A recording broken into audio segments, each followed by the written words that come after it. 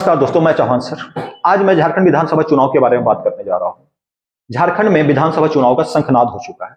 जैसे ही चुनाव आयोग ने 13 नवंबर 20 नवंबर का चुनाव का तिथि तय किया और साथ में ही 23 नवंबर का रिजल्ट का तिथि तय किया, पार्टियां हरकत में आ गई और पार्टियों ने अपने प्रत्याशी घोषित करने शुरू कर दिए।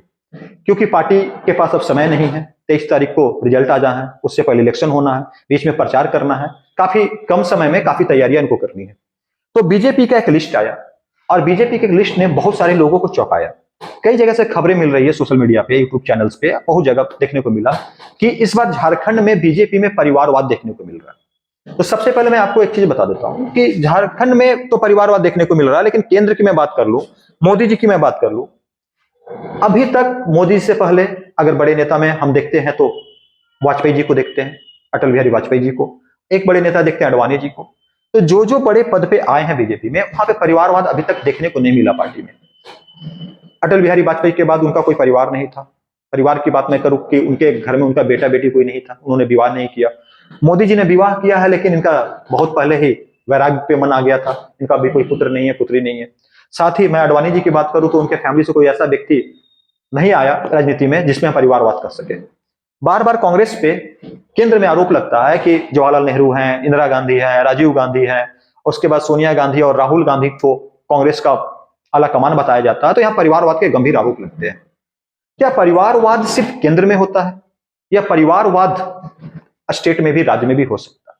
तो मेरे नजर में परिवारवाद स्टेट में भी होता है, केंद्र में भी होता है, दोनों जगह हो सकता है। कांग्रेस में परिवारवाद केंद्र में भी दिखता है और स्टेट में भी दिखता है। और हम यहाँ पे अगर बात कर ले, मोदी जी का फेस को हटा दें, उसके बाद एक गडकरी जी के फेस को हटा दें, तो मुझे बीजेपी में कई जगह पे संसदीय टीम में भी परिवारवाद देखने को मिलता है। तो मैं आपसे आज खुल के बात करने वाला हूं कि जो खबरें आ रही है यूट्यूब से, जो खबरें आ रही है न्यूज चैनल पे, कि क्या झारखंड में परिवारवाद का खेला हुआ है या नहीं हुआ है, इस पे आप अपने विचार बनाइएगा हमारे रिपोर्ट के बाद। ये आपके ऊपर निर्भर करता है। मैं सारे फैक्ट्स रख दूंगा, परिवारवाद है या नहीं है, बाकी आपको डिसीजन लेना है। समझिएगा इस चुनाव को लेकर के मैं ऐसा क्यों कर रहा हूं। मैं इस बार लोकतंत्र की पूरी तरह से जानकारी दूंगा झारखंड का, कि झारखंड में क्या होने वाला है, कौन कौन से चुनाव लड़ने वाले हैं, उनका पर्सनल व्यक्तित्व क्या है, सब पे बात करूंगा। तो यहाँ पे सबसे पहले मैं बात करूंगा झारखंड में परिवारवाद की। सबसे पहले हमारा एक फोटो लगा हुआ है, इनका नाम है, आप सब जानते हैं, रघुवर दास। ये झारखंड के मुख्यमंत्री रहे और अपना टर्म पूरा करने वाले झारखंड के पहले मुख्यमंत्री हैं, जिन्होंने 5 साल का पूरा टर्म किया। लेकिन दूसरे चुनाव में ये नहीं बन पाए, हेमंत सोरेन की सरकार बन गई। इनको भेज दिया गया उड़ीसा। उड़ीसा के गवर्नर है, चुनाव लड़ेंगे नहीं, तो इनका पुत्र भी चुनाव लड़ेगा नहीं। तो अब भैया इनके परिवार को भी विधानसभा भेजना है, तो इनको किसको टिकट दिया जाए? तो तय किया गया इनकी बहू जो है पूर्णिमा जी, उनको टिकट दे दिया जाए और भेज दिया जाए। अब आपको तय करना है कि पूर्णिमा जी का फेस कितना बड़ा था झारखंड में या विधानसभा में कि उनको टिकट दिया गया। ये परिवारवाद है या नहीं है, आपको खुद तय करना है। एक बात मैं इधर से करूंगा, एक झारखंड के पूर्व मुख्यमंत्री यहाँ पे है, जिनका नाम है श्री अर्जुन मुंडा जी। अर्जुन मुंडा जी इससे पहले संसदीय चुनाव लड़े, खुद हार गए, और केंद्र में ये मंत्री भी रहे हैं और झारखंड के मुख्यमंत्री भी रहे। अब ये तो चुनाव लड़ नहीं रहे हैं, लेकिन इनकी पत्नी चुनाव लड़ेगी। नाम है मीरा मुंडा। मीरा मुंडा जी के पास क्या काबिलियत है मुझे नहीं पता। मीरा मुंडा का नाम पहले कितने लोगों ने सुना था मुझे नहीं पता। शायद आपने सुना हो या ना सुना हो, ये आपको तय करना। अगर मीरा मुंडा को टिकट दिया गया तो किसके फेस पे दिया गया? अर्जुन मुंडा के फेस पे दिया गया। ये आपको तय करना कि परिवारवाद है या नहीं है। एक और बात करूं मैं, ये चंपई सोरेन है, काफी चर्चित है, आप सब जानते हैं इनको।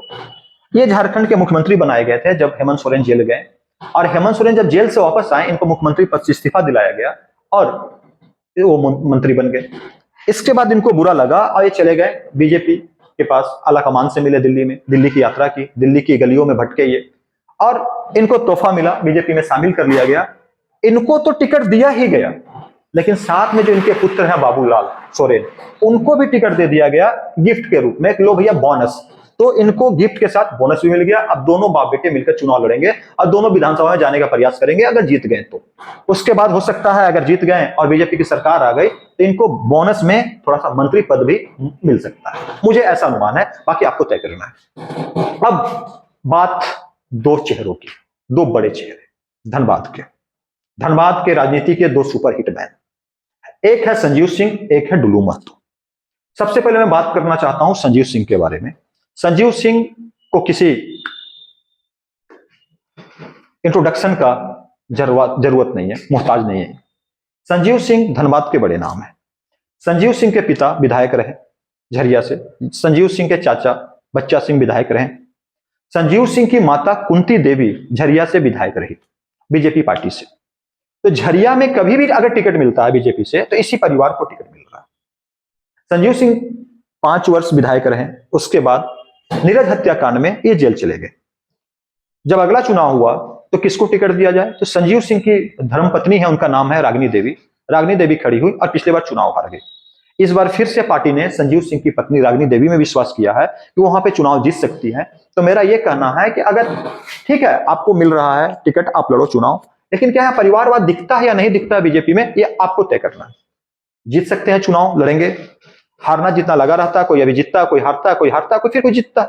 तो जीत हार तो लगी रहती है। मैं जीत हार पे कमेंट नहीं करूंगा या इनके इस पे कमेंट नहीं करूंगा, ये काम नहीं करते हैं उस पे कमेंट नहीं करूंगा। मैं परिवारवाद पे चर्चा कर रहा हूं, क्या एक ही परिवार से बार बार टिकट देना उचित है या नहीं है, इस पे आपको सोचना है। साथ ही अब बहुत चर्चित चेहरा जो इस बार काफी फेमस है, नाम है डुल्लू महतो। डुल्लू महतो इस प्रकार फेमस है, जैसे केंद्र में अगर नाम लो मोदी जी का और धनबाद में नाम लो डुल्लू महतो का, तो बच्चा बच्चा बोलेगा डुल्लू मोदी, डुल्लू मोदी, डुल्लू मोदी, डुल्लू मोदी, ये बात बोलता है। डुल्लू महतो धनबाद के बाघमारा विधानसभा से 15 साल विधायक रहे, 15 साल। इसके बाद पार्टी ने विश्वास किया इनमें और इनको धनबाद संसदीय क्षेत्र से चुनाव लड़ाया और काफी भारी मतों से, लगभग 3 लाख से ज्यादा वोट से जीतकर भी आ गए। अब वहां पे सीट किसको दिया जाए, ये तो सांसद बन गए, इनका प्रमोशन हो गया। अब विधानसभा के लिए कई लोगों ने वहां पे ताल ठोक दिया कि मैं लड़ूंगा तो मैं लड़ूंगा। अब डुल्लू महतो का कद कितना बड़ा है ये पता चला कि अगर किसी और को टिकट मिल जाता तो दिक्कत होता। तो डुल्लू महतो के एक बड़े भाई हैं शत्रुघ्न महतो, पेपर आप पढ़िएगा। शत्रुघ्न महतो पे विश्वास करते हुए पार्टी ने टिकट दिया। इससे पहले शत्रुघ्न महतो ना ही कोई पंचायत का चुनाव लड़े हैं, ना ही नगर निगम का चुनाव लड़े हैं, ना ही पार्षद का चुनाव लड़े हैं, ना ही मुखिया का चुनाव लड़े हैं। डायरेक्ट वो क्या लड़ेंगे, तो विधानसभा का चुनाव लड़ेंगे। तो अगर शरद महतो के फेस पे दिया जाता तो मुझे लगता है कि उनको टिकट नहीं मिलता।